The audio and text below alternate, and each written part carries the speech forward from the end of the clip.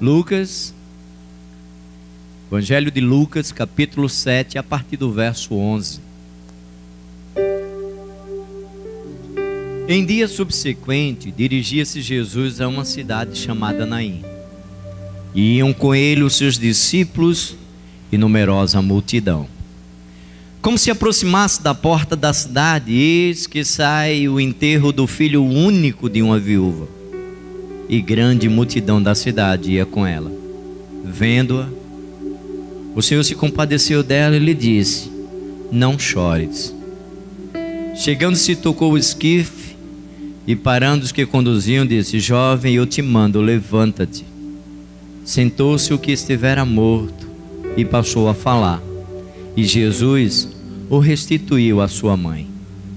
Todos ficaram possuídos de temor e glorificavam a Deus, dizendo: grande profeta se levantou entre nós, e Deus visitou o seu povo.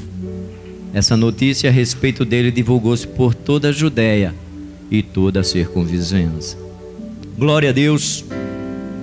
É um texto bastante conhecido, né? A ressurreição do filho da viúva de Naim.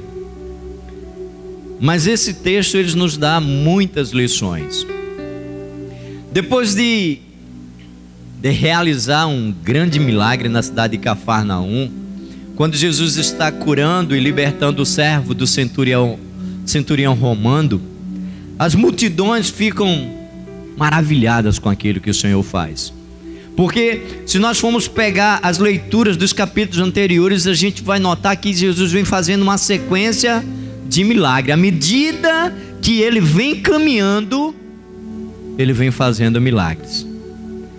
E o último milagre em Cafarnaum foi a cura do servo do centurião romano, aquele mesmo que diz: Senhor, eu sou um homem de ordem, eu sou um homem de palavra. Eu digo ao meu servo: vai, e ele vai. Eu digo a um outro: vem, e ele vem. Senhor, eu não sou digno de que entres em minha casa, mas manda uma palavra e o meu servo será curado. Aleluia. Jesus vai dizer para aquele homem: olha, em Israel não vi fé igual a tua, seja feito como você quer. E a Bíblia diz que na mesma hora o servo dele foi curado. Aleluia.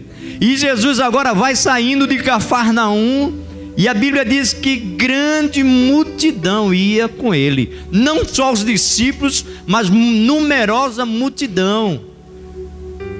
Está aí no versículo 11. Seguiam Jesus, que estava saindo de Cafarnaum, estava indo até a cidade de Naim. Naim só vai ser mencionada essa vez na Bíblia. Acredita-se que ela ficava situada ao sul de Nazaré, na Galileia, perto do Hermon. A cidade de Naim, dela dava-se vista para a planície de Jezreel. E nessa cidade, nos portões dessa cidade, duas multidões vão se encontrar. Essas multidões se encontram, mas elas têm sentimentos opostos. Uma está bastante feliz, porque está seguindo o autor da vida. Aleluia. Aquele que pode resolver toda e qualquer situação na nossa vida, aprove a ele fazer. A outra multidão está acompanhando um funeral, está acompanhando a morte, está acompanhando tristeza. Uma está entrando na cidade, seguindo Jesus. A outra está saindo da cidade, indo para o funeral. As multidões estão em sentidos opostos, em sentidos contrários. Eu queria que você pensasse nisso nessa noite, porque essas duas multidões representam a atual situação que vive o mundo. Nós temos no mundo duas multidões. Uma está seguindo Jesus e a outra está seguindo para a morte. Essas duas multidões retratam também dois quadros, dois grupos. Elas são identificadas de duas formas distintas. Na primeira, uma está andando com Deus e a outra está andando sem Deus. São duas multidões, dois grupos de pessoas. Um grupo é o grupo dos desesperados e tristes. O outro grupo é o grupo daqueles que estão felizes e têm esperança de um novo amanhã. Aleluia. Bendito é o nome do Senhor. Um está infeliz, um está triste, para um não há mais esperança. Mas para o outro, a vida, a esperança de um futuro melhor. Essas duas multidões, quando nós começamos a olhar para elas nos revelam dois destinos. Elas estão em caminhos opostos. Uma está caminhando para o céu. Aleluia. Uma está caminhando para o céu. A outra está caminhando para o inferno.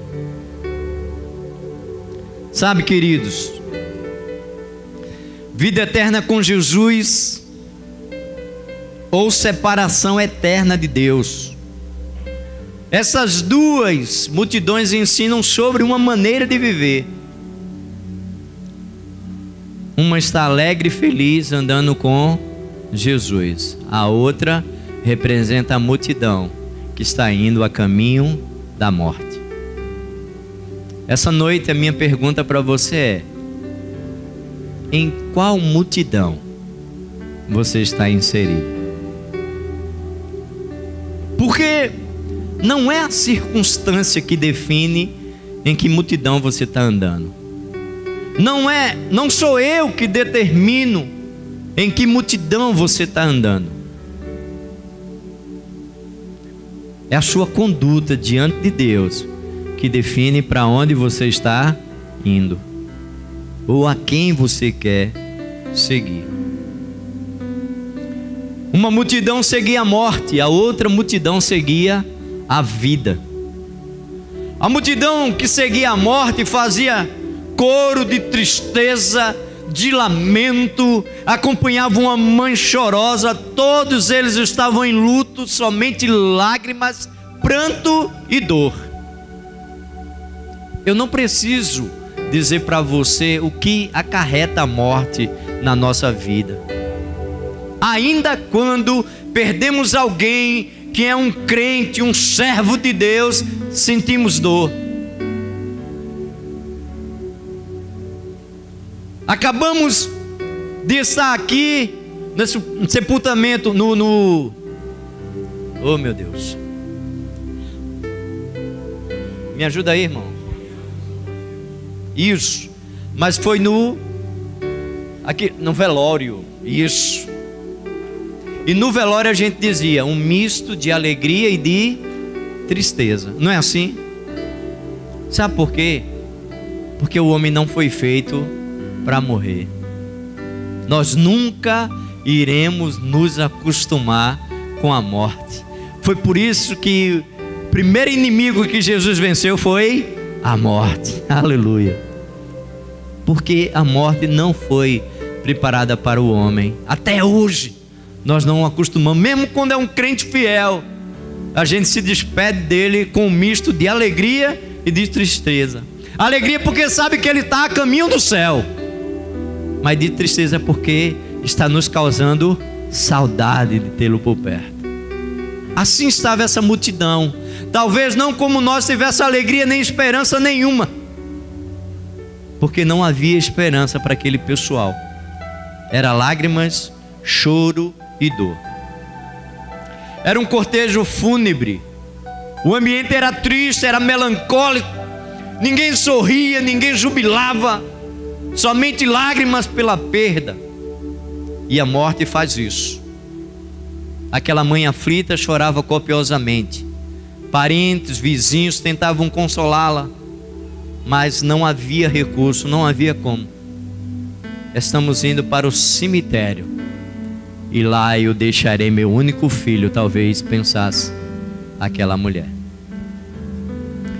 E a Bíblia diz que como é grande essa multidão que caminha para a morte.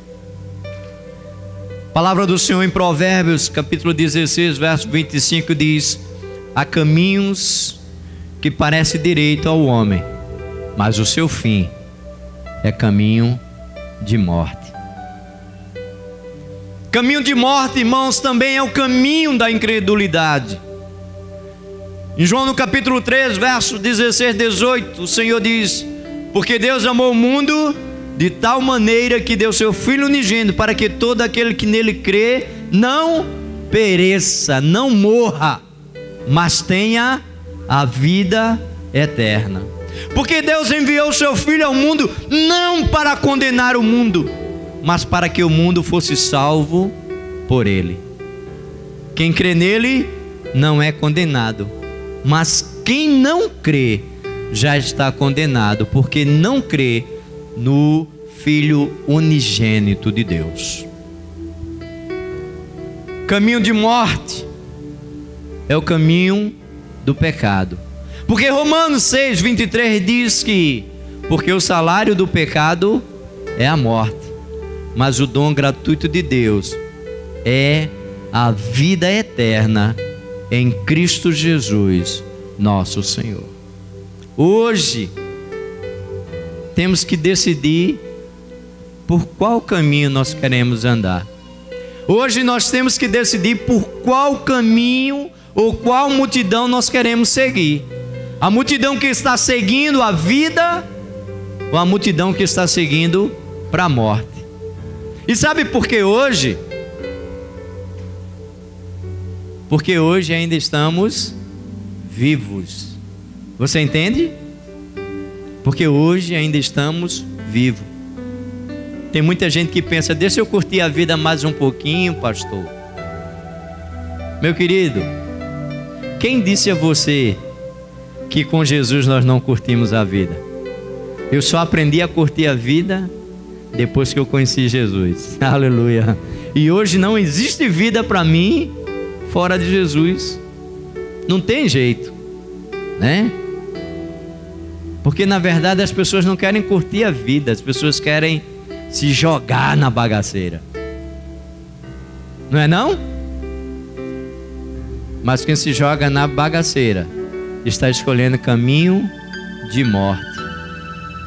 O Senhor está te convidando para seguir a multidão que caminha para o céu. Aleluia. A multidão que tem esperança.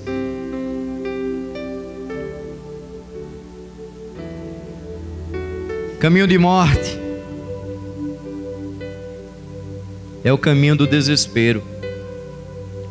Efésios no capítulo 2, verso 12 diz: naquele tempo estáveis sem Cristo, separados da comunidade de Israel e estranhos ao concerto da promessa, não tendo esperança e sem Deus no mundo. A multidão que seguia a morte ia triste, mas a multidão que seguia Jesus estava alegre, porque seguia a vida, porque viu o que Jesus podia fazer e quem Ele era. Porque o que me achar, achará a vida e alcançará o favor do Senhor. Nele está a vida, e a vida é a luz dos homens. Aleluia. Saia hoje depressa da multidão que segue a morte. Venha fazer parte da multidão que segue a vida. É isso que nós queremos para você, é isso que nós lutamos. Irmãos, nós amamos falar do amor de Deus para as pessoas, porque Deus nos amou primeiro. E como Ele nos amou, é interessante que nós falemos do amor dele para você. Sabe? Aquela multidão triste seguia um sonho que seria sepultado. Aquela mulher era viúva, não tinha como ela se manter, porque o seu marido havia morrido. E agora ela está perdendo a única pessoa capaz de prover o seu sustento e de dar uma alegria para ela. Ela está enterrando o seu único filho. O sonho daquela mulher estava por ser sepultado, mas a outra multidão seguia aquele que realiza os nossos sonhos. Aleluia! Jesus pode realizar os teus sonhos nessa noite. Começa a abrir os seus olhos, começa a abrir o seu coração, começa a se colocar diante do Senhor. Aquela multidão triste caminhava frustrada, ela estava indo para o cemitério sepultar o grande, único e último sonho daquela viúva. A outra multidão alegre e festiva seguia o Deus que pode fazer todas as coisas na minha e na tua vida. Sabe por que aquele povo está alegre? Deixa eu dizer uma coisa para você. Aquela multidão está alegre porque tinha gente ali que sonhou enxergar e que agora estavam vendo. Aleluia. Eram cegos, sonhavam enxergar e agora estavam vendo. E porque eles estavam vendo, eles estavam seguindo a Jesus. Gente que não andava, era coxo, era paralítico, e agora estava andando e pulando de alegria na presença do Senhor. Aleluia. Bendito é o nome do Senhor Jesus. Gente que sonhou um dia ser feliz. Ser feliz. Tem pessoas que têm tudo nessa vida e não conseguem ser feliz, né? Conheço gente que tem dinheiro, mas o dinheiro dele não compra um dia de saúde.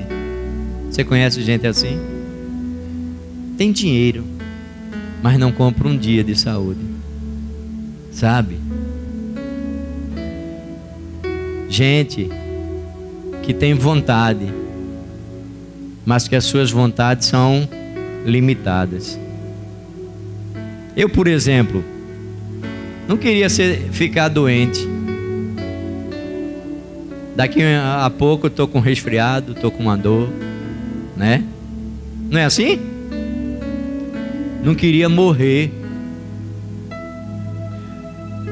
mas eu descobri que eu vou, porque a minha vontade não muda nada. Ela é limitada, sabe? Mas ali naquela multidão tinha gente que um dia sonhou em ser feliz, e agora elas estavam cantando de felicidade em Cristo Jesus, gritando aleluias, bendito é o nome do Senhor. Quando aquelas multidões se encontram, vai acontecer um milagre. Aleluia. Quando aquelas multidões se encontram, o milagre vai acontecer. O Senhor da vida, o autor da vida, está naquele lugar. O autor da vida está também aqui neste lugar. E quando eu olho daqui, vocês são uma multidão, talvez não tão grande quanto aquela, mas são uma multidão que veio em busca do autor da vida, e ele está aqui para dar vida e vida abundante. Aleluia! Bendito é o nome do Senhor. E eu acho a parte mais linda dessa história, quando as multidões se encontram na entrada de Naim. Ali vai parar a tristeza, porque a Bíblia diz que na presença do Senhor Jesus, até a tristeza salta de alegria. Aleluia, aleluia. Jesus para aquela multidão, e a primeira coisa que ele traz para aquela mulher é o consolo. Mulher, não chores. Aleluia. Não chores. E a palavra do Senhor diz que haverá um dia em que Ele enxugará dos nossos olhos toda lágrima. Aleluia. E não haverá mais dor, não haverá mais tristeza. Mulher, não chores mais. Ele consola aquela mulher, e Ele nos toca com poder, e quando Ele nos toca, Ele muda o quadro da nossa vida. Era impossível para um judeu tocar no esquife de um morto, era a coisa mais absurda a se fazer, mas Jesus está ali para quebrar os paradigmas. Ele toca no esquife, Ele toca no morto, Ele diz: levanta-te. Aleluia. E a Bíblia diz que aquele moço ficou de pé e começa a falar, e ele o devolve à sua mãe. Ele para os que estão indo sepultar os sonhos, e Ele agora ressuscita os sonhos daquela mulher. Aleluia. O Senhor continua ressuscitando os sonhos nesse lugar. Aleluia, bendito é o nome do Senhor. Mas para que os nossos sonhos sejam ressuscitados, para que os nossos desejos, as nossas perdas sejam restituídas, é preciso ter um encontro com Jesus, um encontro com o autor da vida. Aleluia. Como o Senhor muda a nossa vida, não é não, irmãos? Não muda não? Muda demais. Quando eu lembro como o Senhor muda, eu lembro de um testemunho de um presbítero conhecido meu, amigão meu. Ele dizia: eu não podia ver crente que eu tinha vontade de matar. Ele é bem sincero. Ele disse: ainda bem que eu não lhe encontrei quando o senhor não era crente, porque senão eu ia morrer cedo. Mas Jesus mudou a vida daquele homem, e ele não só aceitou o Senhor como Salvador da vida dele, não só teve um encontro com Jesus, mas ele agora amava todo mundo, abraçava todo mundo, chorava à toa. Eu disse: cadê aquele homem que queria matar? Ele disse: aquele homem morreu. Jesus muda o quadro. Jesus muda o quadro. Jesus muda a nossa vida. Aquela multidão teve um encontro com Jesus, e Jesus mudou a direção para onde elas estavam indo. Elas estavam seguindo a morte, e elas fizeram uma conversão, e agora eles vão seguir o autor da vida. Aleluia. Eles não vão mais sair da cidade, eles vão voltar para a cidade. E conversão é meia volta, é mudança de direção, é transformação.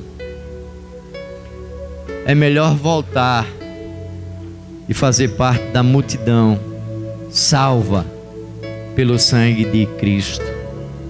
A multidão que vai entrar na cidade, não a cidade de Naim, mas a Jerusalém celestial, que aguardam aqueles que estão seguindo a Cristo. E eu pergunto: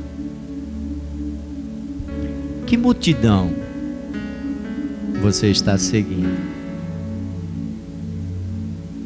Que multidão? Qual é a sua direção? Para onde você está indo? Qual a esperança que você tem de dias melhores? Será que você tem esperança de dias melhores? Este culto, nós nominamos ele como culto do impossível. É impossível para mim, é impossível para você, mas a Bíblia diz que é possível para o Senhor Jesus, porque todas as coisas são possíveis a Ele. E quando nós temos um encontro com Ele, Ele diz que todas as coisas são possíveis ao que crê. Nós precisamos, irmãos, sair da multidão que segue o mundo, porque quem está seguindo o mundo está caminhando para a morte, está caminhando para a morte eterna. É necessário fazer a conversão, mudança de direção. E só tem mudança de direção quando eu tenho um encontro com Cristo. O autor da vida está aqui nesse lugar. O autor da vida está aqui nesse lugar. Ele quer ressuscitar sonhos aqui nesse lugar. Ele quer restituir aquilo que fora perdido. Mas para isso eu tenho que ter um encontro com Ele.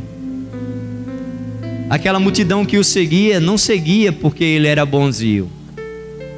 Seguia porque reconhecia nele que ele podia mudar o quadro daquelas pessoas, o quadro daquela vida. Como ele tinha mudado o quadro dos que estavam cegos, como ele tinha mudado o quadro dos que estavam paralíticos, como ele tinha mudado o quadro do servo do centurião,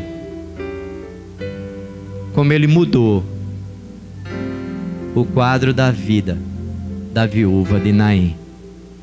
Agora, com certeza, ela era uma serva do Senhor feliz, e o seu sonho estava de pé diante dela. O seu filho querido havia sido restituído. Hoje o Senhor marca um encontro comigo e com você, para dizer que precisamos estar a cada dia seguindo a Ele, tirando de nós as nossas vontades. Você sabia que o maior inimigo da nossa vida somos nós mesmos? Não é não? É. Porque Jesus não mandou a gente matar Satanás. Mandou? Ele mandou deixar o bichinho, o monstro que vive dentro de mim e de você. Um monstrinho chamado eu, né? Negue-se a si. Negue-se a si. Todo mundo sabe, não é não? Mas a gente faz. Senhor, eu oro assim, faz a tua vontade, mas a minha é tão boa. A minha é boa porque a minha fala de mim, do eu. Eu preciso deixar o meu eu, tomar a minha cruz e seguir o meu Senhor, porque Ele é o único que pode mudar a minha vida.